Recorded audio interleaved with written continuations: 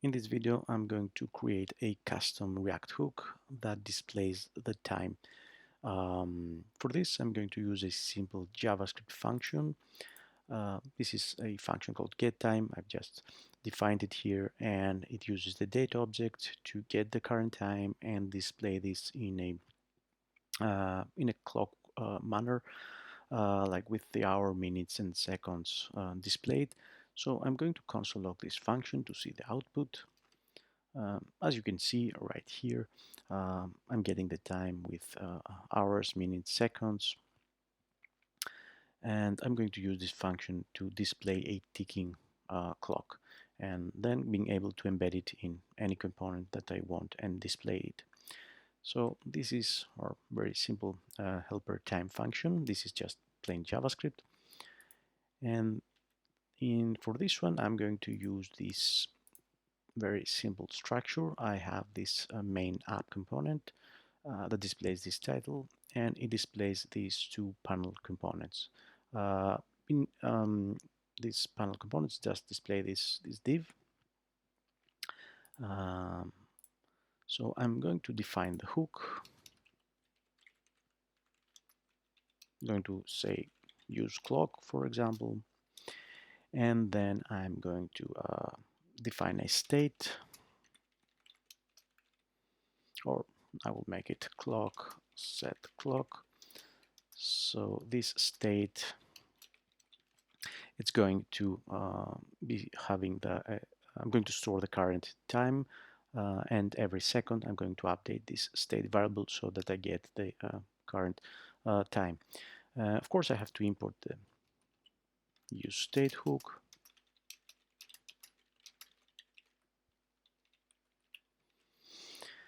And then inside this function, I'm going to initialize the clock with the current time.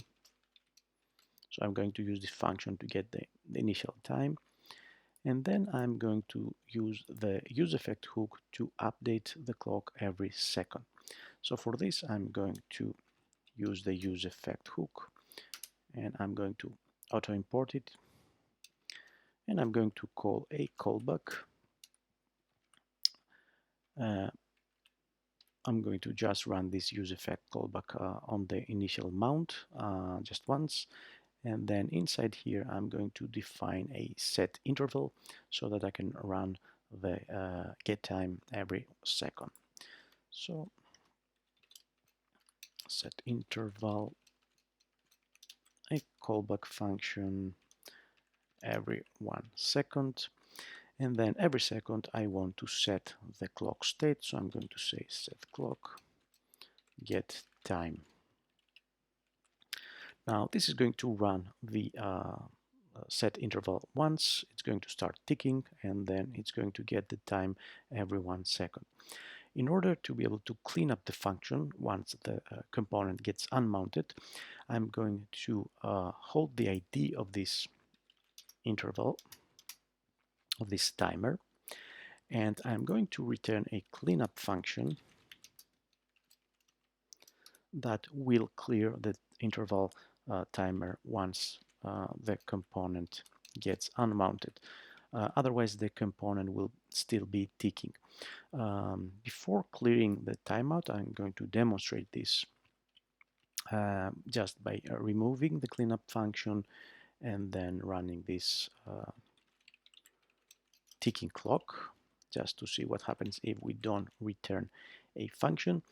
So I start this custom hook. I initialize the state. I'm on the initial useEffect. I'm starting the interval and updating the state every second.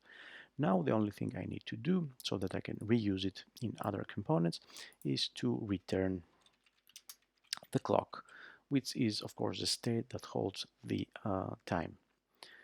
Now let me use this hook inside, let's say, the app component for start. So the way that I use it is I'm going to say const clock equals useClock, and then I'm going to display it right here. So as you can see, the clock is being displayed here. Every second I get a new time, and I can see the clock ticking right here.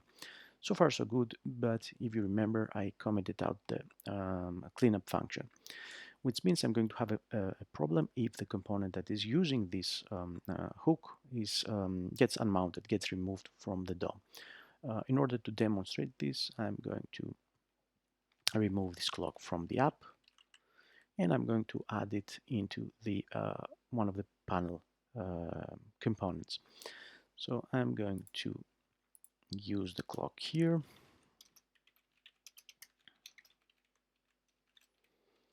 and I can create something of like a world clock in here and have pass some parameters to this clock and be able to display time according to different time zone. For this example, I'm just going to stick with my local time. So as you can see, these components are displaying the time. The clock is ticking, as you can see here. But let's see what happens if I remove these two components from the DOM. So for this, I'm going just to stick with one component for now. And I'm going to set a state on this component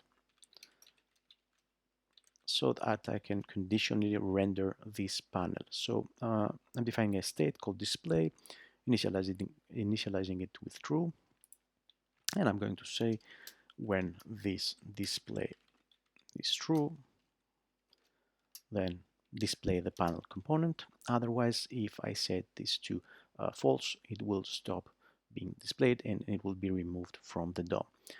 In order to do that, I'm going to create a button. So remove panel clock. And when I click on this button, I'm going to run a function that sets the display state to false. And of course, when the state is set back to false, this condition will be invalid and the panel is going to be removed. So let's see what happens. I'm going to refresh. So as you can see, the panel component is mounted. I can see the clock ticking, the timer has started, and let's remove right now the panel. Now the panel component it has been removed from the DOM, but as you can see, the clock is still ticking. That's because I commented out and I didn't return a cleanup function in the hook that runs whenever the component gets unmounted. That is in the case I have like an empty dependency array. So in order for this ticker to be removed whenever the component that is consuming it gets removed, I'm going to uncomment.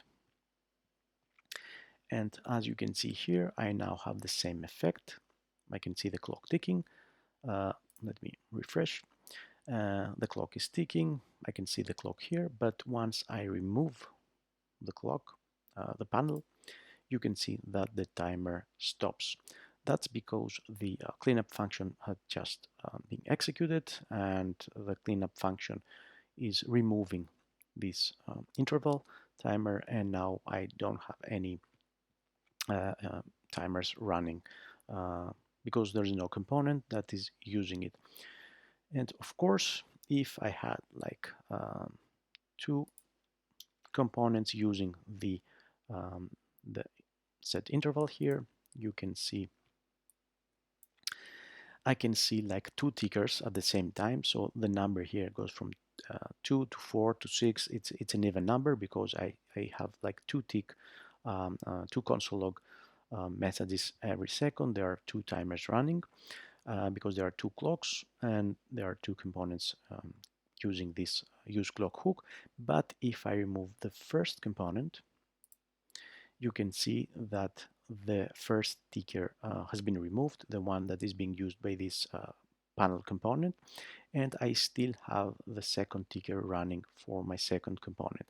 So the cleanup function runs only for the component that was using this hook, and now I get a much cleaner code, and I don't have a set interval function running without displaying anything or without having a component consuming it. Of course, if I remove also this element, the cleanup function will run for this instance of the panel component, and it will remove this interval also. So I hope you enjoyed this video and it helped you understand a little bit more about custom hooks. Make sure to check the code, the source and the link for this source code in the video description. Thank you.